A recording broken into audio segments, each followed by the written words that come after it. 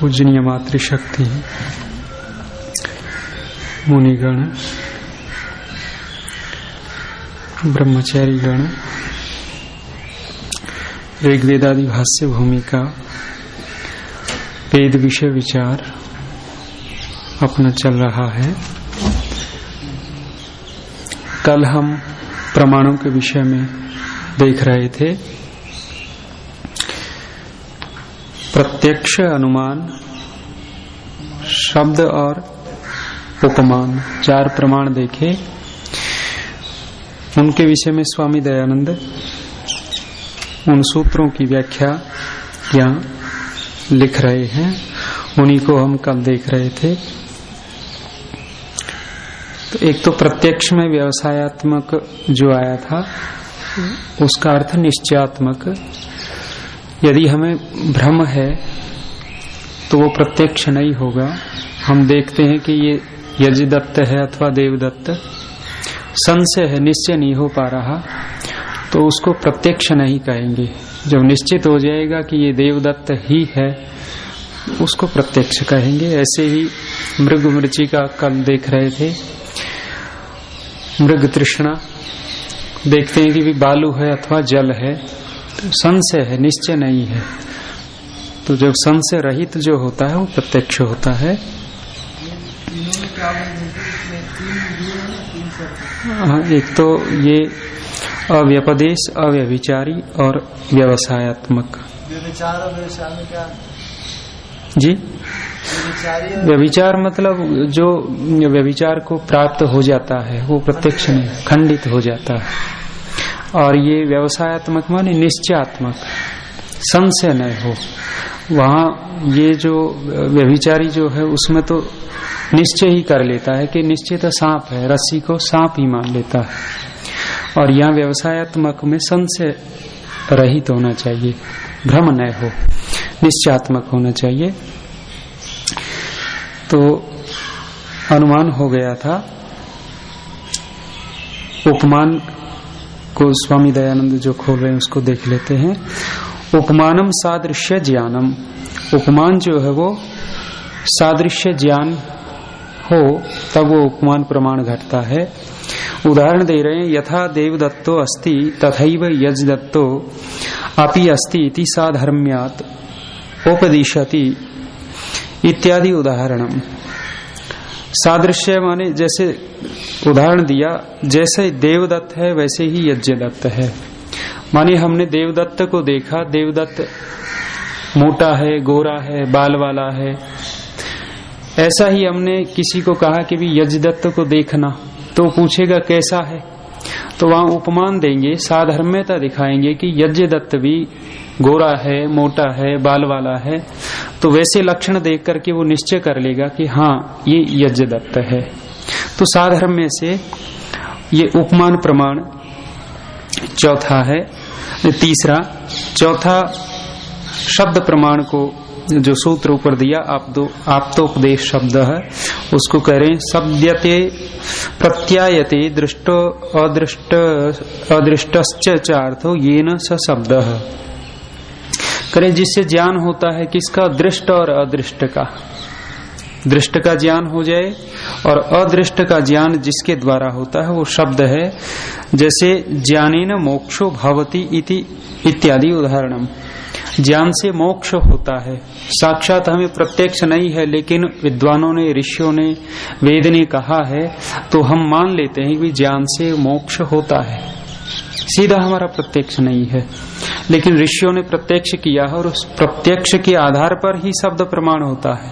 सब में प्रत्यक्ष अवश्य घटेगा, अनुमान हो चाहे उपमान हो या ये शब्द हो, उन्होंने प्रत्यक्ष किया है इसलिए वो बोल रहे हैं और इसलिए हम विश्वास करते हैं। आप्त का भी पीछे कई बार चर्चा हो चुकी। आप्त वही है जो निश्चल हो, निष्कपट हो, जिसके अंदर राग द्वेष लोभ इत्यादि न हो, ऋषि हो। अब शंका कर रहे हैं, ये जो सूत्र दिया है शिष्य जिज्ञासा करता है सूत्र के द्वारा, करे न चतुष्टवम ऐतिह्य अर्थापत्ति संभव अभाव प्रामाण्यात।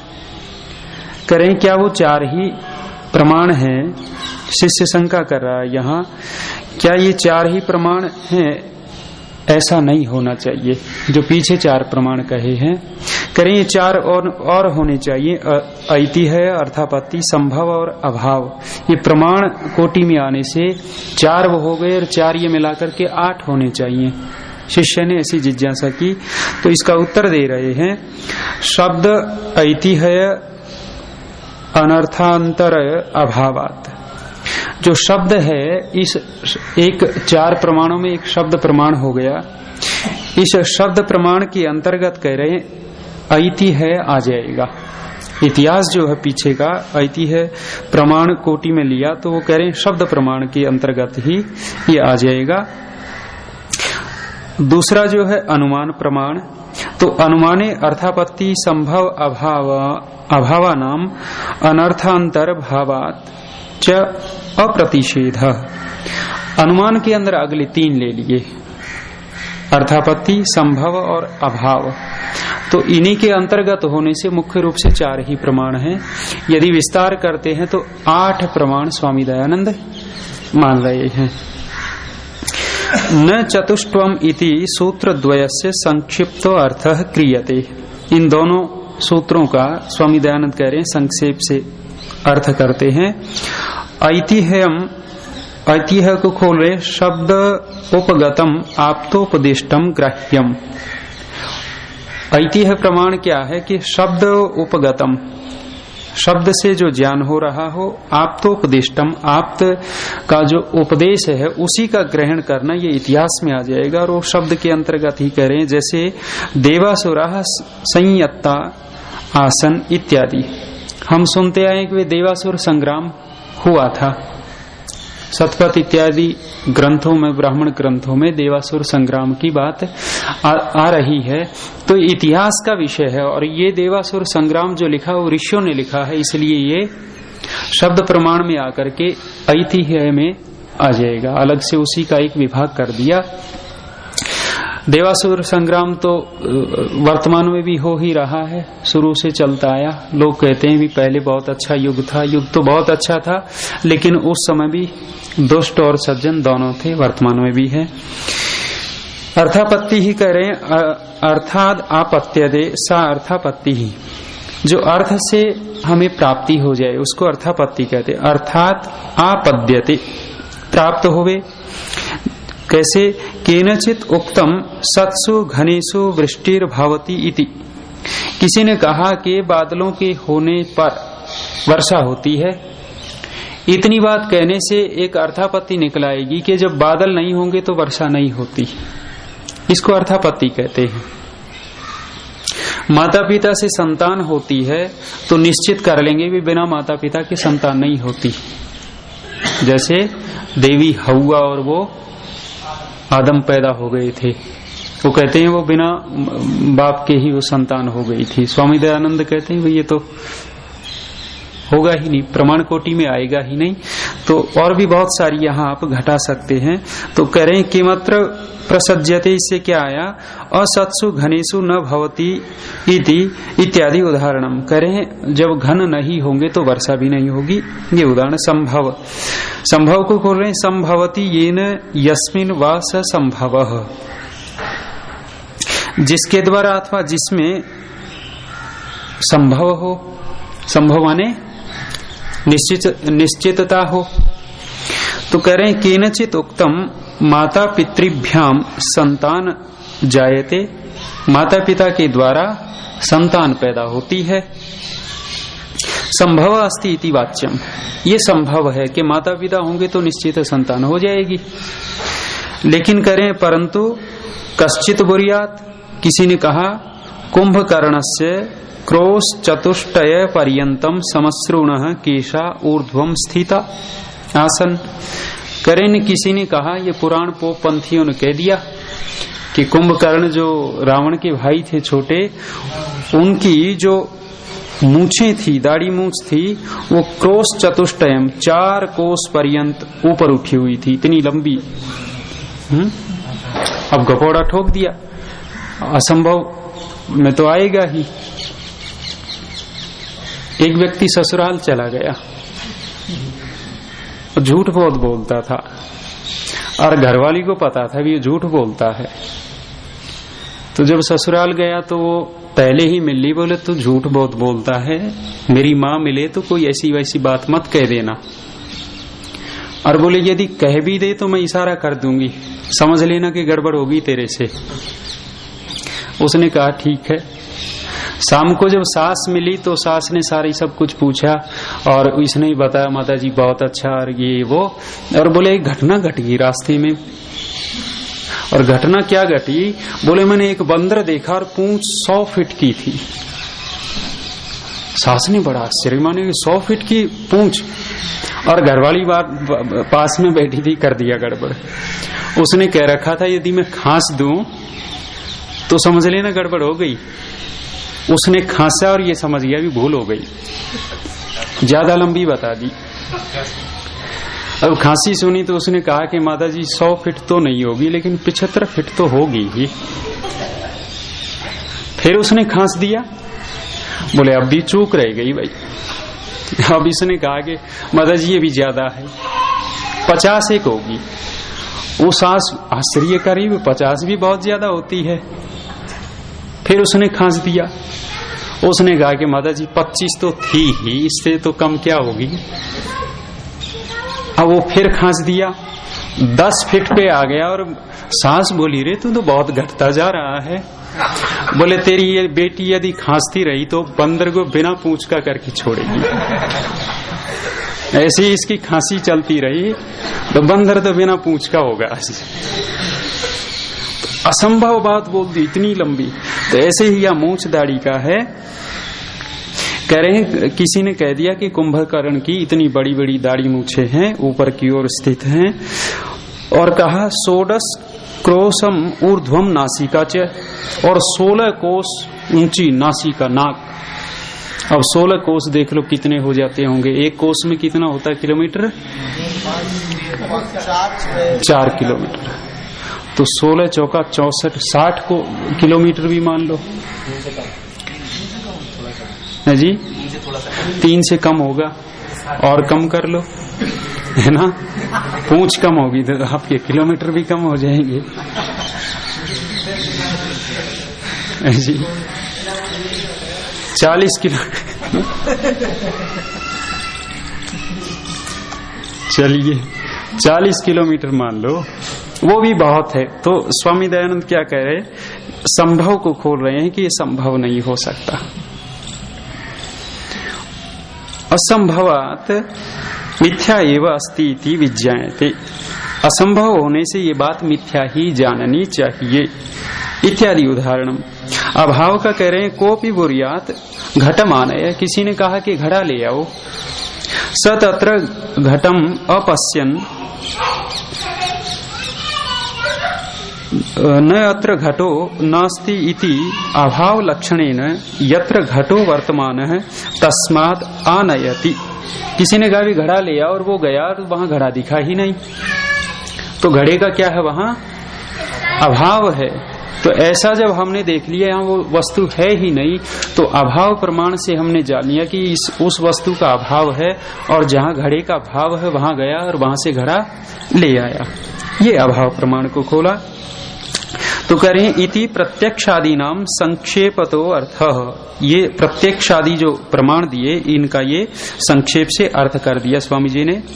एवं अष्टविधम दर्शनम अर्थात ज्ञानम मया मन्यते, कह रहे मैं 8 प्रकार का दर्शन मानता हूं, अर्थात 8 प्रकार का ज्ञान मानता हूं, और अर्थात कहें तो 8 प्रमाण मानते हैं स्वामी दयानंद।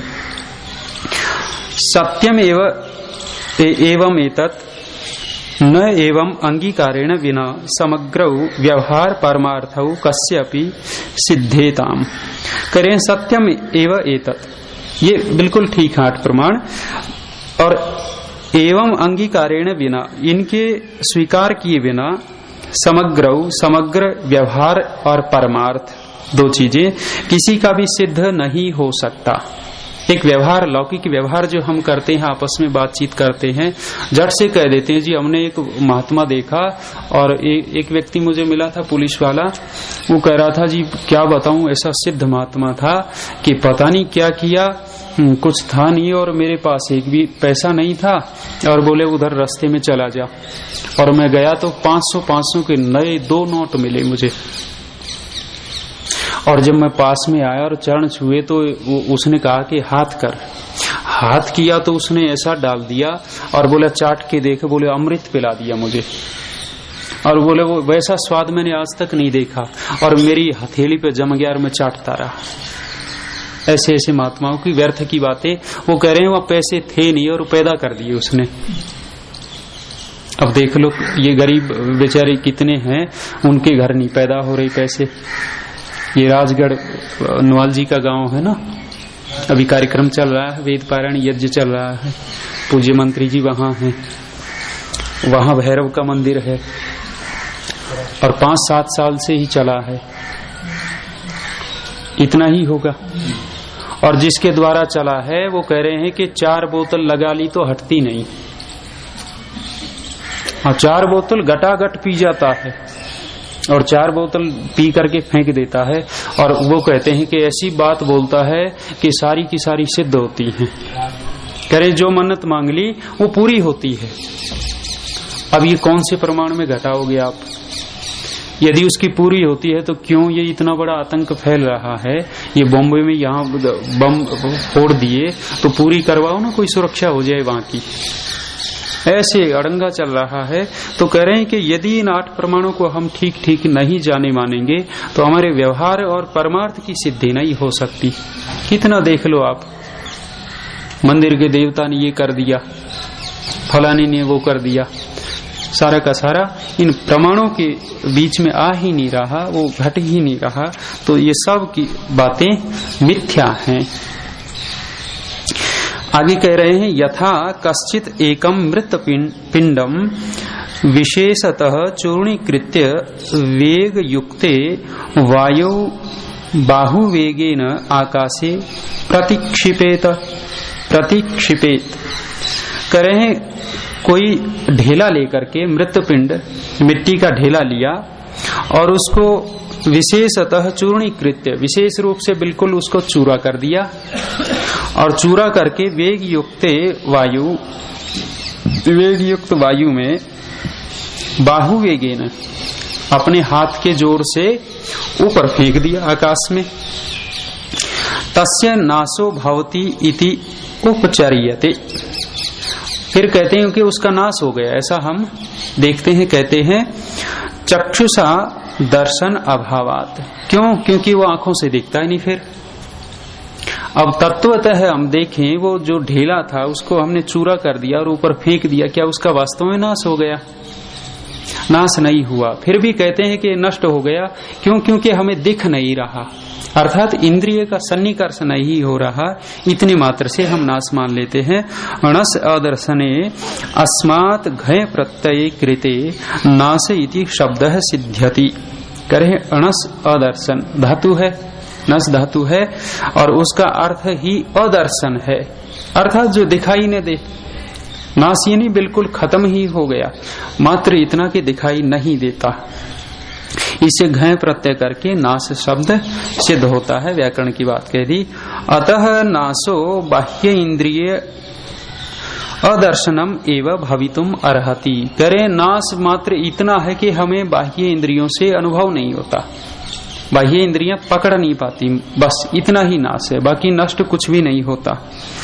किंच यदा परमाणवः पृथक पृथक भवन्ति, तदा ते चक्षुषा नैव दृश्यन्ते।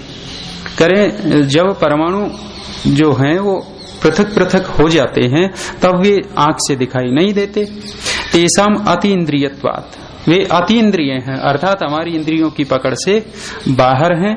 यदा च एते मिलित्वा स्थूल भावम आपद्यन्ते तदाइव तद द्रव्यम दृष्टि पथम आगच्छति। करें जब वो परमाणु मिल जाते हैं, स्थूल भाव को प्राप्त हो जाते हैं, तब ही वे द्रव्य रूप में दृष्टिपथ होते हैं, हमें दिखने लग जाते हैं।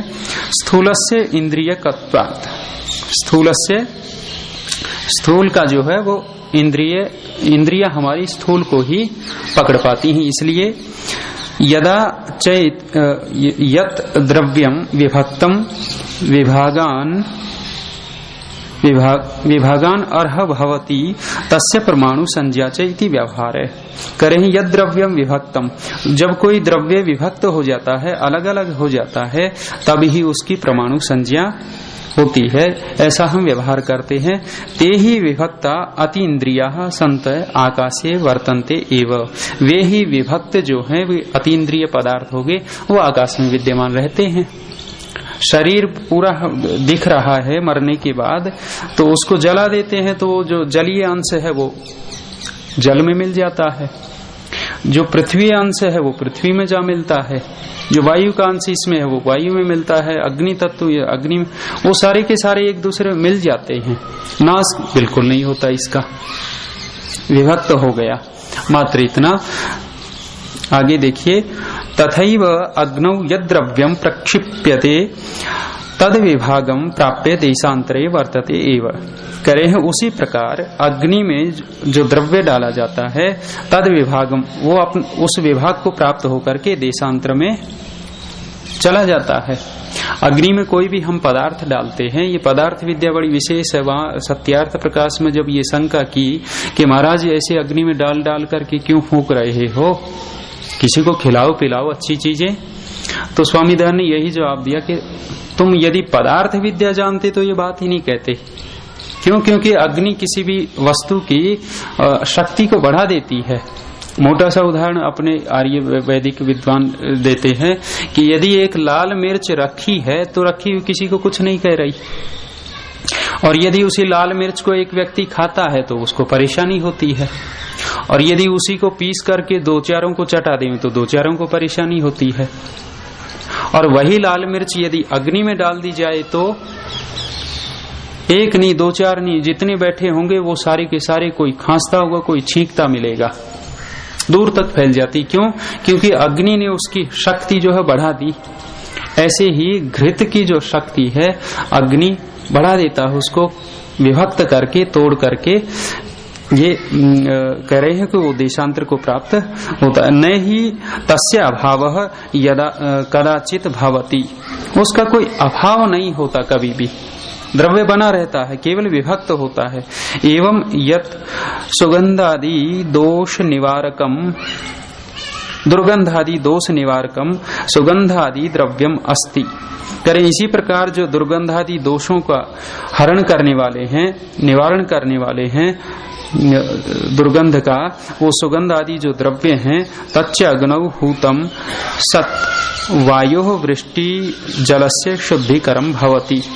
ऐसे जो पदार्थ हैं वो अग्नि में हूत करने के बाद अग्नि में हम डाल देते हैं तो वो वायु और वृष्टि जल की शुद्धि करने का कारण बनता है। लोग कहते हैं कि इससे कुछ नहीं होने वाला, लेकिन बहुत कुछ है, विज्ञान है। तस्मिन निर्दोषे सति सृष्टये महान ही उपकारो भवति सुखम च। करें ये दोनों यदि वायु शुद्ध होगी, जल शुद्ध होगा, करें आबो हवा, आप माने पानी, भाषा है उर्दू की है। किसी ने कहा कि हम किसी मित्र के घर गए, मित्र के घर गए तो उसने कहा, मित्र ने जब हमें भूख लगी तो खाना खिलाया दस्त से, खाना खिलाया दस्त से, लगी प्यास तो पेशाब कर दिया, लगी प्यास तो पेशाब कर दिया, माने ये देखो विद्वान बैठे, उन्होंने कहा कि हम जब मित्र के घर गए तो दस्त कहते हैं हाथ से, करे खाना खिलाया हाथ से, दस्तकारी बोलते हैं ना, दस्तकारी। और जब प्यास लगी तो पेशाब कर दिया, पेश माने प्रकट कर दिया, और आप माने जल। तो भाषा है, आबो हवा यदि शुद्ध है तो करें हैं सृष्टि का उतना ही उपकार होता है। अतः कारणात यज्ञ कर्तव्य एवं इति, इसलिए यज्ञ करना ही चाहिए, यज्ञ से विमुख नहीं होना चाहिए। 3 आश्रमों के लिए तो यज्ञ बहुत जरूरी लिखा है, ब्रह्मचारी, गृहस्थ और वानप्रस्थियों के लिए यज्ञ लिखा है। सुबह स्वामी जी बहुत अच्छी बात कह रहे थे, यहाँ से सामग्री उठा करके हम डालते रहते हैं, डालना क्या है, खुद का जब डालेंगे ना तब ज्यादा आनंद आता है। तो यहाँ यदि दूसरे बैठते हैं तो चारों ओर यदि घी के पात्र हो ना, मुझे तो तब ज्यादा अच्छा लगता है। पहले 2 होते थे आमने सामने, आजकल 1 है। यदि चारों ओर हो वो चम्मचे भी हो, बड़ा आनंद आवे। तो जितना हवन हो उतना ही कम है, स्वामी दयानंद की ऐसी बात है। शांति पाठ। ओम द्यौः शान्तिरन्तरिक्षं शान्तिः पृथिवी शान्तिरापः शान्तिरोषधयः शान्तिः वनस्पतयः शान्तिर्विश्वे शान्तिः सर्वं शान्तिः शान्तिरेव शान्तिः सामा शान्तिरेधि। ओम शान्ति शान्ति शान्ति।